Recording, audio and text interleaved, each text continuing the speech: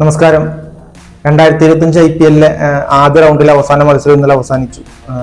Gujarat Titans versus Punjab ആയിരുന്നു മത്സരം. പഞ്ചാബ് 11 റൺസിന് ഗുജറാത്തിനെ പരാജയപ്പെടുത്തുകയും ചെയ്തു. മത്സരത്തിലേക്ക് വരികയാണെങ്കിൽ ടോസ് കിട്ടി ഗുജറാത്ത് പഞ്ചാബിനെ ബാറ്റിങ്ങിന് അയക്കുകയായിരുന്നു. പ്രയാൻ ഷാരിയ, ശ്രേയസ് അയ്യർ, ശശാങ്ക് സിംഗ് എന്നിവരുടെ 3 പേരുടെ ഒരു മികച്ച ഇന്നിങ്സിൻ്റെ ഫലത്തിലാണ് അവർ 243 റൺസ് സ്കോർ ചെയ്തത്.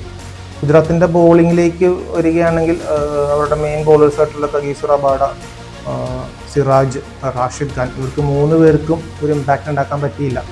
അവരുടെ ഗുജറാത്ത് നിരയിൽ ഏറ്റവും നന്നായിട്ട് ബോൾ ചെയ്ത് സായ് കിഷോറാണ്. 1-2 ക്യാച്ചസും അവർ ഡ്രോപ്പ് ചെയ്തു. പ്രിയാൻ ഷാരിയുടെ ഒരു ഫസ്റ്റ് ഒരു ചാൻസ് അർഷദ് ഡ്രോപ്പ് ചെയ്തിരുന്നു. അതിനുശേഷമാണ് പ്രിയാൻ ഷാരി മികച്ച സ്കോർ ഒരു 47 റൺസ് സ്കോർ ചെയ്തത്.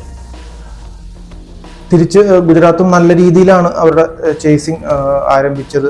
സായ് കിഷോർ നല്ലൊരു ഇന്നിങ്സ് ആയിരുന്നു സായ് കിഷോറിൻ്റെ. ഫസ്റ്റ് ഒരു ഓപ്പണിംഗ് പാർട്ട്ണർ നഷ്ടപ്പെട്ടെങ്കിലും സായ് കിഷോറും പാർട്ട്ണറും ചേർന്ന് നല്ല രീതിയിൽ അവരെ മുന്നോട്ട് നയിക്കുന്ന കാഴ്ചയാണ് നമ്മളിന്നലെ കാണാൻ കഴിഞ്ഞത്. ബട്ട്ലറും ഒരു 50 സ്കോർ ചെയ്തു, സായ് കിഷോറും 50 സ്കോർ ചെയ്തു. ഗുജറാത്തിൻ്റെ ചേസിങ്ങിൽ ഒരു ടേണിംഗ് പോയിന്റ് എന്ന് പറയുന്നത് 14ാമത്തെ ഓവറിൽ പഞ്ചാബ് നടത്തിയൊരു മാസ്റ്റർ സ്ട്രോക്കാണ്. ഒരു ഗംഭീര ഒരു ഇമ്പാക്ട് സബ് 14ാമത്തെ ഓവറിൽ അവർ വിജയ്കുമാർ വൈശാഖിനെ ഇമ്പാക്ട് സബായിട്ട് കൊണ്ടുവരുന്നു. അത്രയും നേരം, അതായത് സായ് സുദർശൻ്റെ വിക്കറ്റിന് ശേഷം ഇറങ്ങിയ റൂദർഫോർഡും നല്ല രീതിയിൽ ബാറ്റ് ചെയ്തുകൊണ്ടിരിക്കുന്ന സമയത്താണ് ഇങ്ങനൊരു ചേഞ്ച് വരുന്നത്. അപ്പോൾ റൂദർഫോർഡും ബട്ട്ലറും ചേർന്ന് അത് ആ സ്കോർ ചേസ് ഡൗൺ ചെയ്യും എന്നുള്ള സിറ്റുവേഷനാണ്. അത്രയും നേരം ഡ്രൈവിംഗ് സീറ്റിലായിരുന്നു ഗുജറാത്ത്. ആ സമയത്താണ് ഈ ഇമ്പാക്ട് സബ് വരുന്നത്. വൈശാഖ് ടോട്ടൽ 3 ഓവർ എറിഞ്ഞു. പക്ഷെ അതിലെടുത്തു പറയേണ്ടത് ആദ്യത്തെ 2 ഓവറാണ്. ആദ്യത്തെ 2 ഓവർ റൂദർഫോർഡിനെ ആയാലും മാക്സിമം ബോൾസ് ഫേസ് ചെയ്തത് റൂദർഫോർഡാണ്. അതോടൊപ്പം ജോസ് ബട്ട്ലറെ ആയാലും ഒരു വൈഡ് യോർക്കേഴ്സ് എറിഞ്ഞ് അദ്ദേഹം നല്ല രീതിയിൽ കണ്ടെയ്ൻ ചെയ്തു. ചില വൈഡ് യോർക്കേഴ്സ് ഫുൾ ടോസായി മാറിയെങ്കിൽ പോലും അല്ലെങ്കിൽ കുറച്ച് 2-3 എക്സ്ട്രാ റൺ വൈഡിൽ 2-3 വൈഡ് യോർക്കേഴ്സ് എറിയുമ്പോൾ സ്വാഭാവികമായിട്ടും 1-2 എക്സ്ട്രാസ് വൈഡായിട്ട് കൊടുക്കേണ്ടി വന്നു. എന്നിരുന്നാൽ പോലും എക്സ്ട്രാ ഡെലിവറീസിലും അദ്ദേഹം നല്ല രീതിയിൽ വൈഡ് യോർക്കേഴ്സ് എറിഞ്ഞ് റൂദർഫോർഡിനെ സ്കോർ ചെയ്യാൻ സമ്മതിക്കാതെ കണ്ടെയ്ൻ ചെയ്തു. അതുപോലെ തന്നെ ജോസ് ബട്ട്ലർ ആ സമയത്തൊക്കെ വളരെ കുറച്ച് ബോളുകൾ അദ്ദേഹത്തിന് സ്ട്രൈക്ക് കിട്ടിയിരുന്നുള്ളൂ. ആ 2 ഓവറാണ് വൈശാഖിൻ്റെ 2 ഓവറാണ് കളിയുടെ ഗതിയെ തിരിച്ചുവിട്ടത്. അതായത് പഞ്ചാബിൻ്റെ സൈഡിലേക്ക് മാച്ച് കൊണ്ടുവന്നത് വൈശാഖിൻ്റെ 2 ഓവറാണ്. ഇതിൽ actually man of the match എന്ന് പറയുന്നത് ശ്രേയസ് അയ്യരാണ്. അദ്ദേഹത്തിൻ്റെ ആ ഒരു ഇന്നിങ്സിന് അത് ഡിസേർവിങ്ങുമാണ്. പക്ഷേ യഥാർത്ഥത്തിൽ നല്ല മാച്ച് പഞ്ചാബ് ജയിക്കാൻ കാരണം വൈശാഖ് എറിഞ്ഞ 2 ഓവറാണ്. ടോട്ടലി അയാൾ 3 ഓവർ എറിഞ്ഞു. പക്ഷെ 3ാമത്തെ ഓവറിൽ കുറച്ച് റൺസ് അദ്ദേഹം ലീക്ക് ചെയ്തിട്ടുണ്ട്. പക്ഷെ ആദ്യം പറഞ്ഞ 2 ഓവർ റൂദർഫോർഡിനും ബട്ട്ലർക്കെതിരെ അതൊരു മാക്സിമം ബോൾസ് ഫേസ് ചെയ്ത് റൂദർഫോർഡാണ്. ഒരു വൈഡ് യോർക്കർ ലൈനിൽ എറിഞ്ഞാണ് അദ്ദേഹം കണ്ടെയ്ൻ ചെയ്തത്. അതിൽ ചില ബോൾ ഫുൾ ടോസ് ആയിട്ടുണ്ട്, ചില ബോൾ വൈഡ് എക്സ്ട്രാ റൺസ് ആയിട്ടുണ്ട്. എന്നിരുന്നാൽ പോലും ആ ലൈൻ തന്നെ കീപ്പ് ചെയ്ത് അദ്ദേഹം ബാറ്റ്സ്മാനെ കണ്ടെയ്ൻ ചെയ്യായിരുന്നു. റൂദർഫോർഡ് അവിടെ മാക്സിമം ട്രൈ ചെയ്യുന്നുണ്ട്. അദ്ദേഹത്തിൻ്റെ ഒരു ഇംപ്രവൈസ് ചെയ്ത് ഷോട്ട് കളിക്കാനുള്ള കഴിവ് അത്രയുണ്ടെന്ന് എനിക്കറിയില്ല. അത് മാത്രം ഷോട്ട്സ് ഉണ്ടോ എന്ന് അറിയില്ല.